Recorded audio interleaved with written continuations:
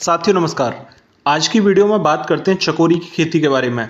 चकोरी की खेती का समय अब बिल्कुल करीब आ चुका है। प्लांट भी एक्टिवेट होने वाले हैं और बहुत सारे प्लांट वालों के नंबर भी रिसीव हो चुके हैं, जिसे मैं आज की वीडियो में आपको बताने जा रहा हूं। तो साथियों, जो भी किसान भाई चकोरी की खेती करने में इंटरेस्टेड हैं और उनके आसपास में चकोरी के प्लांट हैं, तो उनके लिए मैं आज संपूर्ण खाद शेड्यूल बताने जा रहा हूं। और जो भी किसान भाई कुछ बातों से परेशान हैं, जैसे कि उन्हें खाद ज़्यादा लगा के परेशान है, महंगी खेती से परेशान है, या फिर रेट अच्छा ना मिलने की वजह से, फसल का उत्पादन ना होने की वजह से, या जंगली जानवरों की वजह से वो परेशान है, या कीटनाशक और फंगीसाइड लगा लगा के परेशान हो गए, तो उनके लिए एक बहुत अच्छा विकल्प है चकोरी की खेती। चकोरी की खेती में आपको वो सारी समस्याओं से निजात मिल सकती है जिनसे आप जूझ रहे हो फिलहाल में। ऐसा इसलिए मैं कह रहा हूं क्योंकि पिछले कई सालों का तजुर्बा रहा है कि किसी भी किसान भाई को 20 से 25 हजार रुपये प्रति बीघा, यानी कि 1-1.5 लाख रुपए प्रति एकड़ तक चकोरी की खेती ने आसानी से दिया है। तो वो किसान भाई जो नए हैं वो इसमें इंटरेस्ट ले सकते हैं, जो पुराने हैं वो तो ऑलरेडी अपनी खेती बढ़ा के ही करने वाले हैं। और बहुत सारे किसान भाई यहाँ पर कमेंट में बता भी सकते हैं कि जिन्होंने पिछली साल में बड़े अच्छे यहाँ पर पैसे कमाए हैं चकोरी की खेती से। तो साथियों, आज की वीडियो का मेरा मकसद है टोटल कि आपको फुल चकोरी की खेती पर डिटेल देना, क्योंकि चकोरी की खेती में पिछले साल कुछ रोग आने की वजह से ज़्यादा दिक्कतों का सामना करना पड़ा था। तो उसको अगर हम समय से पहले ही ख़त्म कर लेंगे तो हमें ज़्यादा समस्याएं देखने को नहीं मिलेंगी। साथियों, चकोरी की खेती में बहुत ज़्यादा रोग नहीं आते, इसीलिए मैं आपको यहाँ पर कुछ पॉइंट्स बताने जा रहा हूँ जिसके माध्यम से जो रोग आते भी हैं वो भी ख़त्म हो सकते हैं। ठीक है। चकोरी की खेती के बुवाई से पहले हमें अगर खेत की तैयारियां करनी है तो हम वहां पर क्या करें। साथियों, चकोरी की खेती में जब भी हमारा खेत खाली हो जाए, जैसे अब धान की खेती खाली होने वाली है, तो अगर हमने धान की पुआल की जुताई कराई हुई है खेत के अंदर, ठीक है, तो पानी लगा दो एक। और पानी लगाने से पहले, अगर आपका खेत अभी खाली है तो पानी लगाने से पहले यहाँ पर 5 किलोग्राम सल्फर ले लो, 10 किलोग्राम जिंक, 2 किलोग्राम सुहागा प्रति एकड़, और यहाँ पर आप पेंडली मैथिलीन दवा 1.5 लीटर जरूर मिक्स कर लेना। ठीक है, पेंडली मैथिलीन दवा। और इसके साथ में 10 किलोग्राम चूना, बुझा हुआ चूना मिक्स करके, और इन दवाओं को सभी को बुरकाव कर दो खेत में, और अपने खेत की अच्छे से जुताई करा के पानी लगा दो।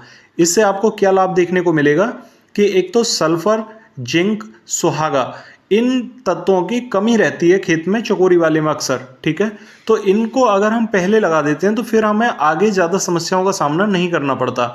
ठीक, तो पहले अगर लगाई हुई ये चीज़ें हैं तो फिर हमें आगे इसकी ज़्यादा ज़रूरत नहीं पड़ेगी। साथियों, पेंडली मैथिलीन यहाँ पर इसलिए लगाना जरूरी होता है क्योंकि जब हम इसकी बुवाई करते हैं तो बुवाई के समय पर बीज के साथ में पेंडली मैथिलीन दवा डालने से नुकसान होता है। इससे बेटर है कि हम उसे पहले लगा दें, और पहले पानी के साथ में जब वो दवा नीचे तक जाएगी तो वो रंध्रों में जितना भी खरपतवार का सीड होगा उसे वो न्यूट्रल कर देगी, जिसकी वजह से वो सीड जर्मिनेट नहीं हो पाता, और फिर हम चकोरी के सीड को आसानी से ऊपर बुवाई कर सकते हैं। ठीक है, तो यहाँ पर सबसे बढ़िया पॉइंट मिल जाता है कि पेंडली मैथिलीन की दवा को हम पानी के साथ में, पलेवा के साथ में लगा सकते हैं। अगला पॉइंट है यहाँ पर सबसे महत्वपूर्ण पॉइंट कि चकोरी की खेती की बुवाई करते समय हमें क्या विशेष सावधानियां रखनी चाहिए। देखिए, चकोरी की खेती जब भी आप कर रहे हो तो यहाँ पर आप बुवाई के समय पर यूरिया 35 किलोग्राम ले लो, सरसों की खल 20 किलोग्राम ले लो प्रति एकड़ के हिसाब से, और चूल्हे की राख यहाँ पर आप जितनी ले सकते हो, 50 किलोग्राम तक भी हो जाए तो आप ले लो। वो पोटास का काम करेगी और आपकी खेती को सस्ता करने में भी हेल्प करेगी। ठीक है, ये आप मिक्स करके और अपने खेत में चकोरी के सीड को इसके साथ में बुरकाव कर दो। बहुत अच्छा जर्मिनेशन आएगा इसका निकल के। और चकोरी की बुवाई के 20 दिन के बाद में यूरिया खाद 300 ग्राम प्रति एकड़ के हिसाब से ले लो, और ह्यूमिक एसिड 500 ग्राम, दोनों दवाओं को मिलाओ एक जगह और एक स्प्रे दे दो। साथियों, अगर 20 दिन पर आपने ह्यूमिक एसिड और यूरिया का एक स्प्रे दे दिया ना चकोरी में, आपका खेत वाकई में बहुत गजब उठ के आएगा। ठीक है, और जहां पर चकोरी आपकी ज़्यादा घनी उगी हुई है, ठीक है, वहां से कुछ उसे कम कर दो, और उसके पौधों का अगर आप वहां से ट्रांसप्लांट ऐसी जगह कर देते हो जहां पर थोड़ा कम जर्मिनेशन हुआ है, तो वहां भी वो जर्मिनेट हो जाती है, कोई दिक्कत इसमें नहीं आती। साथियों, अगले पॉइंट की अगर मैं बात करूं यहाँ पर कि 35 दिन पर 6 किलोग्राम यूरिया और डीएपी 8 किलोग्राम, इन दोनों का घोल बना लो। ठीक है, और जब भी आप 35 दिन पर पानी लगाने वाले हो उस पानी के साथ घोल बना के डीएपी और यूरिया के एक घोल को चला दो पानी के साथ में, ठीक है। आपको कोई टेंशन लेने की ज़रूरत नहीं है कि आपको ऊपर से उसमें और ज़्यादा बुरकाव करने की ज़रूरत पड़ेगी। साथियों 45 से 50 दिन का समय आ जाता है। इस समय पर आपको अपने खेत में पौधों को उखाड़ के देखना है। पिछले साल ऐसा हुआ था कि 45 से 50 दिन के समय पे चकोरी में फटने लगी थी चकोरी, बहुत ज़्यादा खेतों में दिक्कतें आई थी, है ना। और जिन किसान भाइयों ने थोड़ी सतर्कता बरती थी उनके खेतों में वो तुरंत कंट्रोल भी हो गई थी। 45 से 50 दिन पर आप 400 ग्राम प्रति एकड़ के हिसाब से बोरॉन का एक स्प्रे कर दें। ये बहुत ज़रूरी होता है। अगर आप बोरॉन 40 से 45 दिन पर या 50 दिन तक कर देंगे तो आपके खेत में जो शुरुआती रोग आता है वो नियंत्रित हो जाता है और फिर आगे कुछ भी लगाने की आपको ज़रूरत नहीं पड़ती। साथियों अगर बात करें यहाँ पर 65 दिन के समय पर, तो 65 दिन पर लगभग 30 से 35 किलोग्राम यूरिया ले लो और उसके साथ में कॉपर ऑक्सीक्लोराइड 500 ग्राम मिक्स कर लो, ठीक है। सल्फर 5 किलो और इसके साथ हराकसिस 5 किलो, दोनों साल्ट मिला के अपने खेत में बुरकाव कर दो। कैल्शियम यहाँ पर अगर आप नहीं लगाएंगे तो आपको ज़्यादा अच्छे रिजल्ट देखने को मिलेंगे। कारण क्या है कि कैल्शियम लगाने से अपने खेत में बहुत ज़्यादा गर्मी पैदा हो जाती है और गर्मी पैदा होने की वजह से इसमें झुलसा टाइप का आ जाता है, रोग बहुत ज़्यादा आता है।